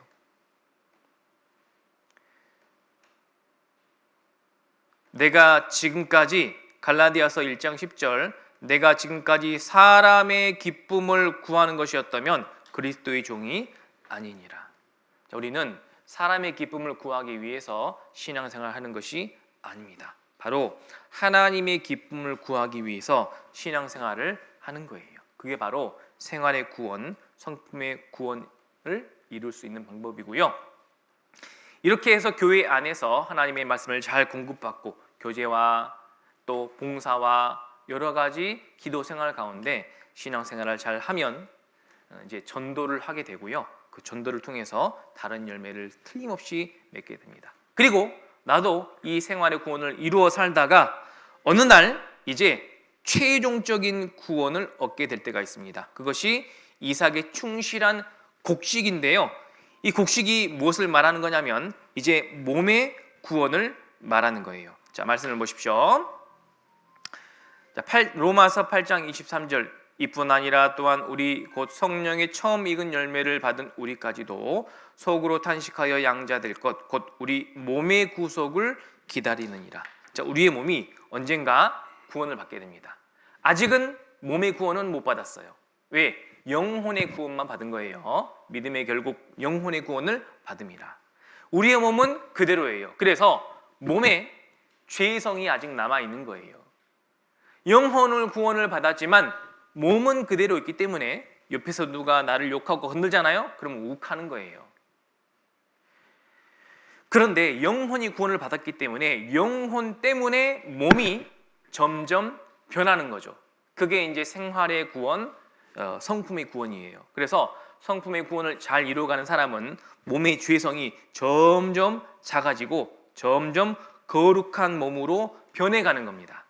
그러다가 이 몸도 완벽하게 거룩해지는 날이 있어요. 그 날이 몸이 구원받는 날. 자, 그 날을 뭐라고 하냐면 완벽하게 거룩하게 된다. 또 영광스럽게 변한다. 왜냐하면 우리의 몸이 구원받는 날이 있는데 예수님이 십자가에 못 박혀 돌아가시고 3일 만에 부활하셔서 하늘로 승천해 가셨거든요. 그때 예수님이 다시 오시겠다 말씀하셨어요. 근데 다시 오실 때 무슨 일이 벌어지느냐? 이 땅에 모든 구원받는 사람들의 몸이 예수님처럼 신령하게 변하는 거예요. 그것을 몸의 구원이라고 합니다. 그래서 예수님이 얻으신 그 영광을 우리도 몸이 구원받는 그 순간 똑같은 영광을 얻게 됩니다. 그래서 몸의 구원은 영광스럽게 된다라고 해가지고요. 이것을 뭐라고 하냐면 뭐라고 할까요?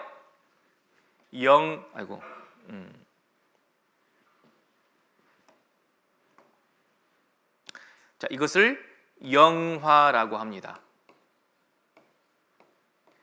영광스럽게 된다라는 거예요. 영어로는 glorification이라고 합니다. 그래서 영화롭게 되는 그 날이 있는 거예요. 이것은 우리 몸의 구속을 기다린다고 했죠? 앞으로 올 일입니다. 언제 오느냐? 주님 다시 오시는 날, 그날 이루어지는데 이 몸의 구원은 영혼의 구원을 받은 사람은 때가 되면 반드시 이루어집니다. 그때가 언제인지는 모르겠지만 주님 다시 오시는 날이 있겠죠? 그날 내 몸이 변화되는데, 자, 내 몸이 변화될 때 예수님처럼 변해요.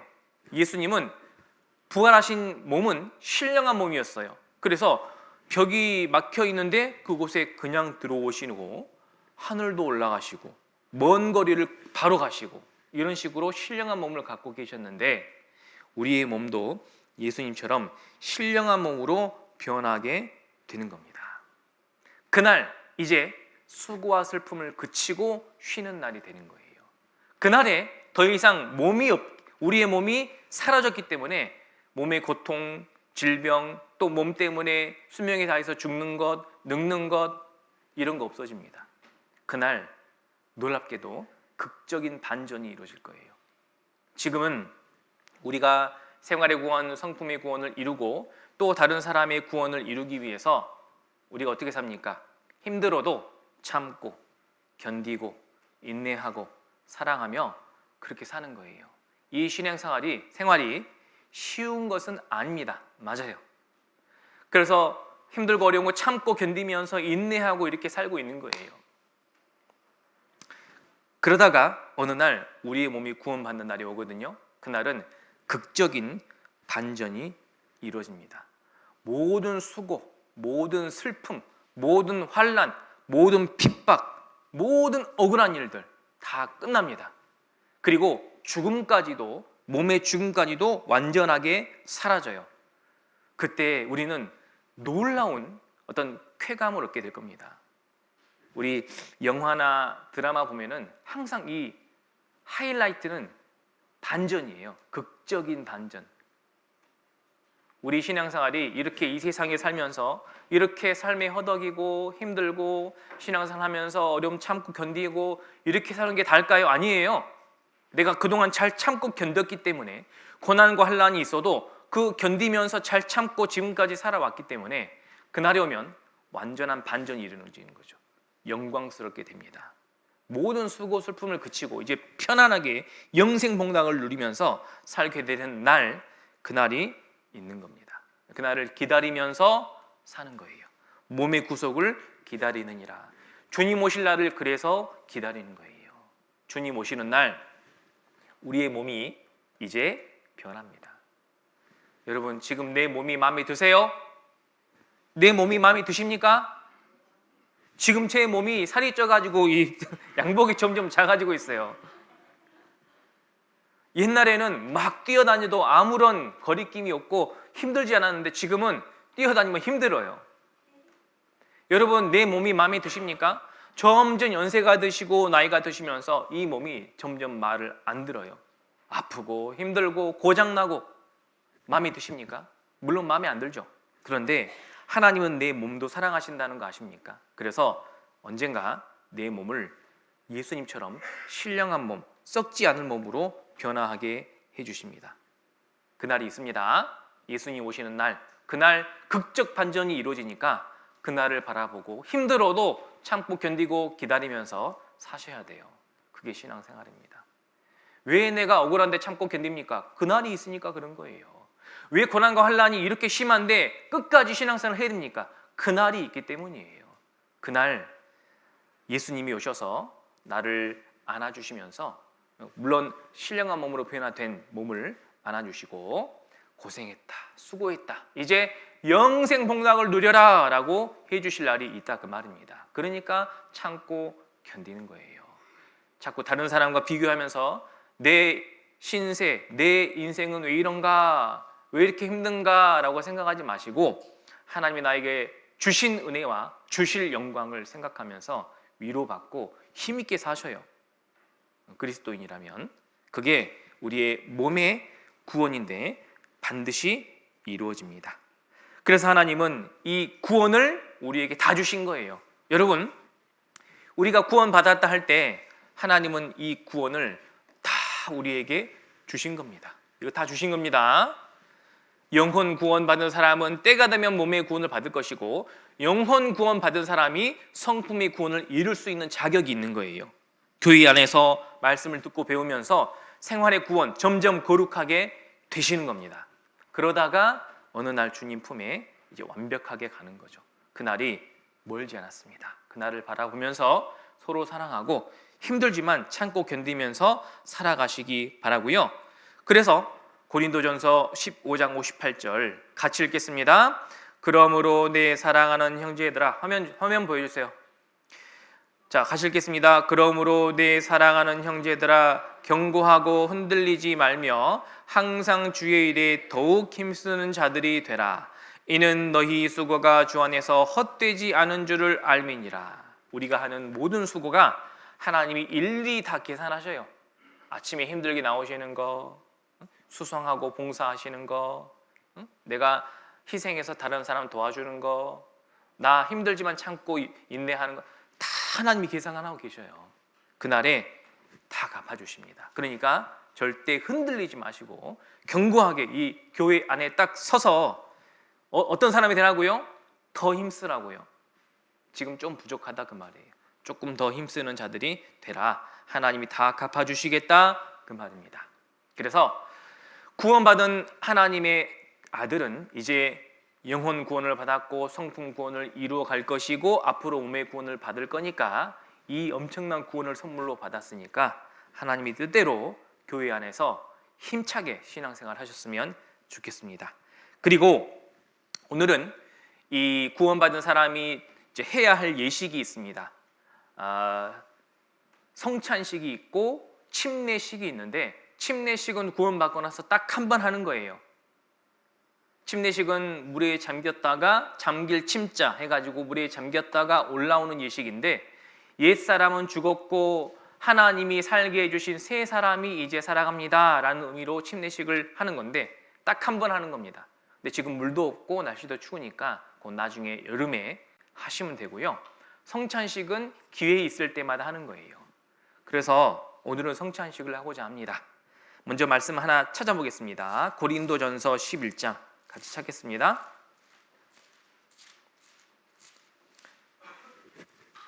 고린도전서 11장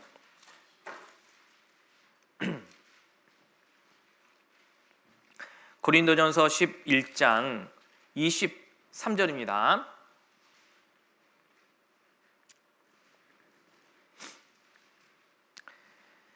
자, 23절부터 제가 읽어드리겠습니다. 내가 너희에게 전하는 것은 주께 받은 것이니 곧 주 예수께서 잡히시던 밤에 떡을 가지사 축사하시고 떼어 가라사대 이것은 너희를 위하는 내 몸이니 이것을 행하여 나를 기념하라 하시고 식후에 또한 이와 같이 잔을 가지시고 가라사대 이 잔은 내 피로 세운 새 언약이니 이것을 행하여 마실 때마다 나를 기념하라 하셨으니 너희가 이 떡을 먹으며 이 잔을 마실 때마다 주의 죽으심을 오실 때까지 전하는 것이니라. 자, 예수님께서 떡을 가지사 떼어 주시면서 이것을 기념하라 하셨고 또 잔을 주시면서 이 포도주입니다. 잔을 주시면서 이것을 기념하라. 왜? 떡은 내 몸이요 잔은 포도주는 내 피로다라고 말씀하셨죠.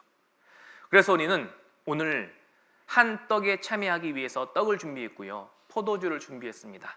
그래서 이 떡을 떼고 잔을 포도잔을 받고 마시면서 기념하라는 거죠. 뭘 기념하느냐? 자, 앞에 고린도전서 10장 넘어가 보십시오. 10장 16절입니다. 10장 16절 보시면 우리가 축복하는 바 축복의 잔은 그리스도의 피에 참여함이 아니며 우리가 떼는 떡은 그리스도의 몸에 참여함이 아니냐. 자, 바로 예수님의 피가 포도주를 의미하는 건데 그 포도주 예수님 피가 우리의 모든 죄를 영원히 용서했다. 그걸 감사하라 그 말이고요. 또 떡은 예수님의 몸입니다. 바로 예수님의 몸이 찢기시고 고통을 당하셨기 때문에 내가 그 저주를 당하지 않는 거예요. 그리고 그 몸은 우리가 교회로 지금 현재 함께하고 있다라는 것을 기억하라 그 말입니다. 그래서 여기 17절 보면은 떡이 하나요 우리가 한 몸이니 이는 우리가 다 한 떡에 참여함이라. 한 떡에 참여한다 그 말은요. 지금 떡을 있잖아요. 그 바람떡처럼 낱개로 준비하지 않았어요. 한 떡을 만들어 놓고 그 한 떡에서 우리가 떼어서 먹을 겁니다. 그럼 그 떡을 참여하는 의미가 뭐냐? 우리가 예수 그리스도라는 몸 안에 우리도 하나다, 한 몸이다라는 것을 기억하라 그 말입니다. 그리고 예수 그리스도의 피와 예수 그리스도의 몸을 다른 사람에게 이제 전하는 삶을 살아라.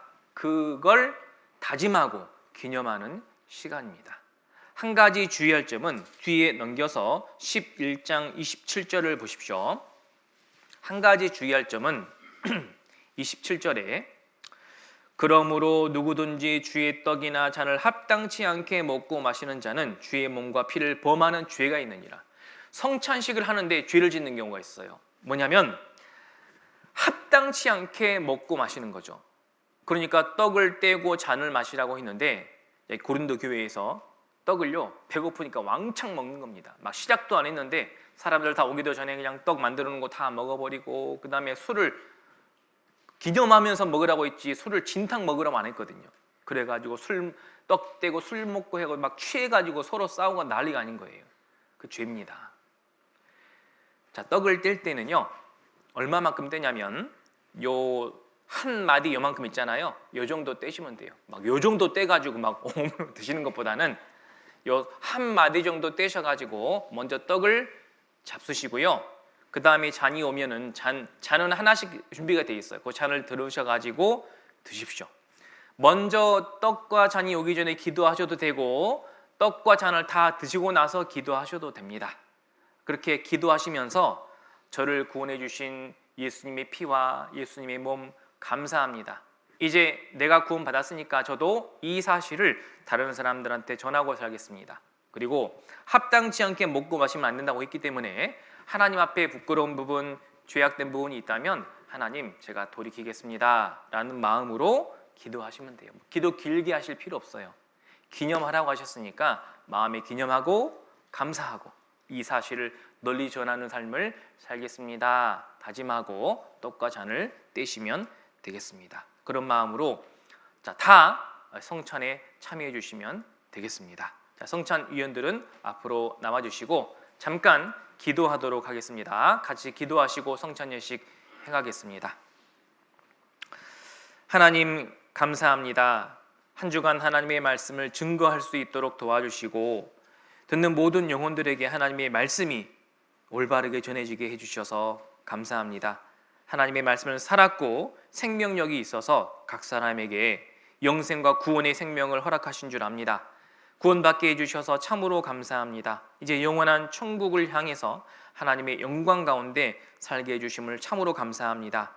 이제 하나님의 몸된 교회 안에서 하나님의 사랑과 은혜로운 말씀으로 교훈받고 살기를 원합니다. 하나님 우리를 축복해 주시고 이제 하나님이 명하신 성찬식을 거행하고자 합니다. 하나님이 허락하신 떡과 잔을 떼고 마실 때마다 우리를 위해 피 흘리신 그 은혜와 사랑, 희생을 기억하고 이제 주님 몸된 교회 안에서 이 사랑을, 복음을 널리 전하며 살기를 원합니다. 하나님께서 이 시간 축복해 주시고 우리의 삶이 하나님 앞에 온전한 삶이 될 수 있도록 인도해 주시옵소서. 모든 시간 주 성령님께서 인도하셔서 하나님의 크신 은혜와 사랑이 나타나는 귀한 시간으로 함께 해주시며 우리의 남은 모든 삶을 주님 축복해 주시옵소서. 우리를 사랑하시는 예수님 이름으로 기도드립니다. 아멘.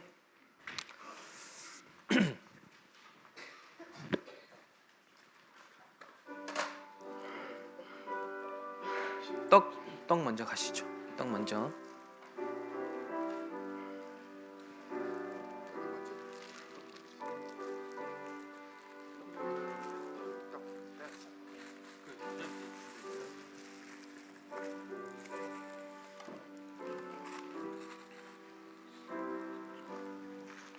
그다음에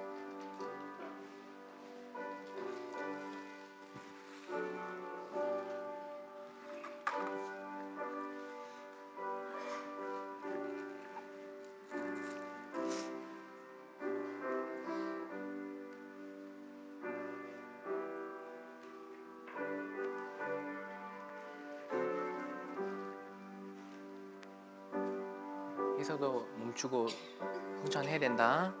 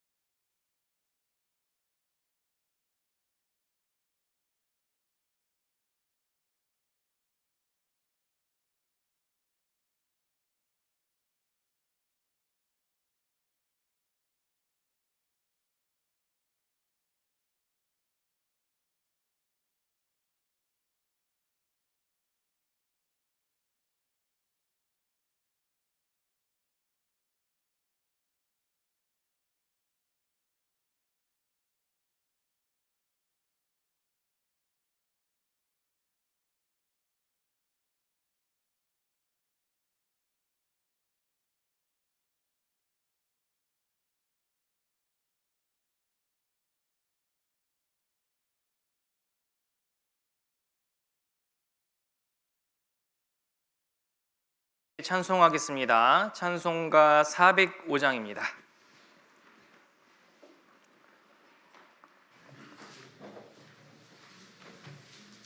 찬송가 405장 같이 찬송하겠습니다.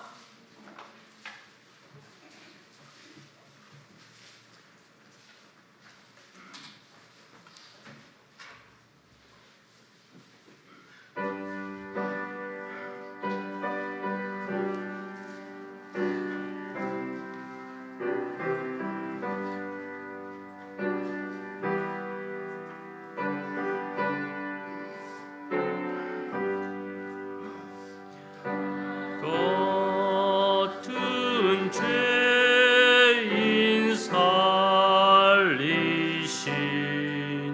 주은 해 놀라워 잃었던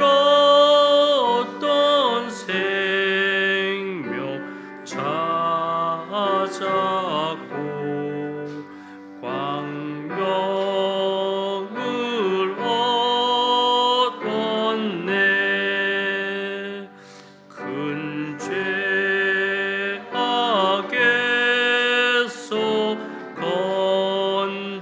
건지신 주은혜 고마워. 나 처음 믿은 그 시간 귀하고 귀하다. 이제껏 내가 산 것도 주님의 은혜라. 또 나를 장차 온 양에 인도해 주시리. 거기서 우리 영원히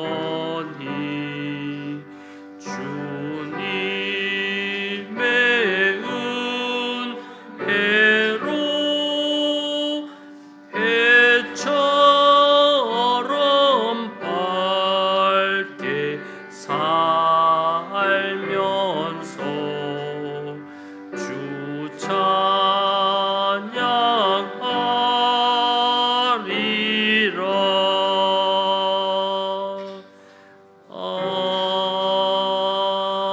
아멘. 사장님 광고해 주시겠습니다.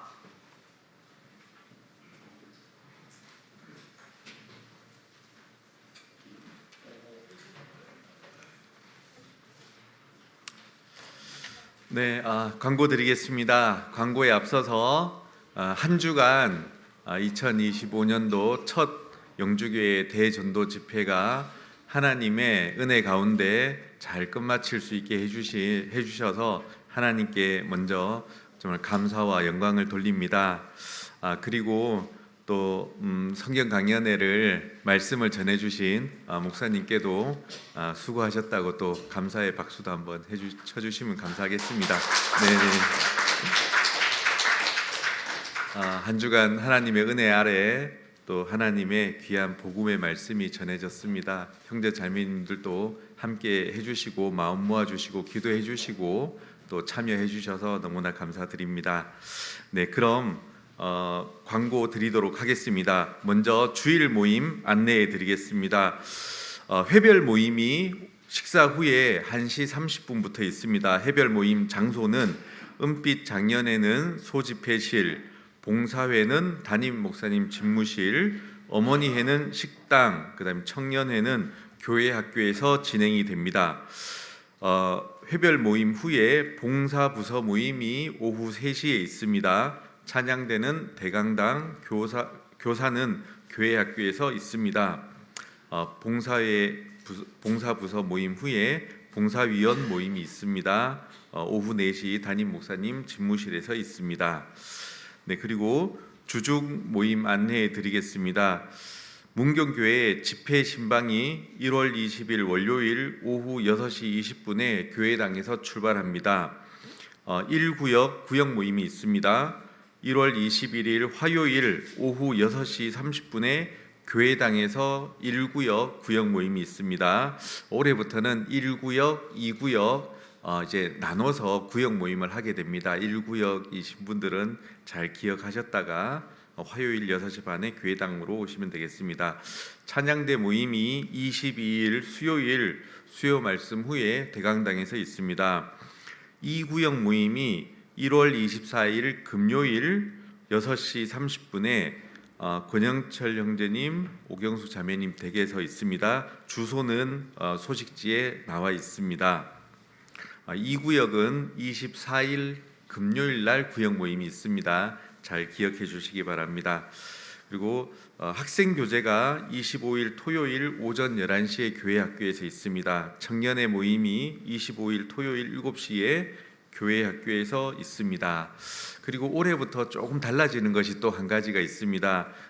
지금까지는 그 카톡 기도방에 이렇게 쭉 이제 성경 말씀 묵상하신 것을 올려주셨는데, 올해부터는 아마 각각 1구역, 2구역 각각 1구역, 2구역 카톡방이 따로 있습니다. 그래서 성경 그 말씀은 각 구역방으로 올려주시면 되고, 그 다음에 종전에 있던 기도방, 카톡방에는 교회 전체 공지사항이라든지 이런 부분들, 교회 전체적인 광고사항들 올리는 것으로 하도록 하겠습니다. 그래서 앞으로는 각 구역 카톡방에 올려주시면 되겠습니다.